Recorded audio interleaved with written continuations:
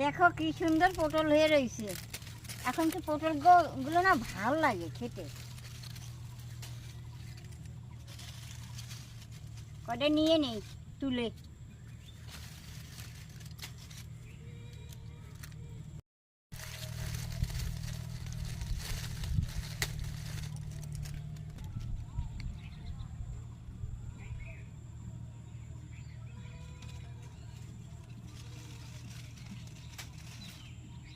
সুন্দর পটল এই কটাই হয়ে যাবে। এই দেখো কি সুন্দর পাকনা পটল হয়ে রয়েছে। কি সুন্দর পাকা পটলগুলো না ভেজে খেলে খুব ভালো লাগে। তোমাদের কাদের কাদের পটল খেতে ভালো লাগে কমেন্ট করে জানাবা। এই কটা নিয়েই চলে যায়, এই কটাই হয়ে যাবে।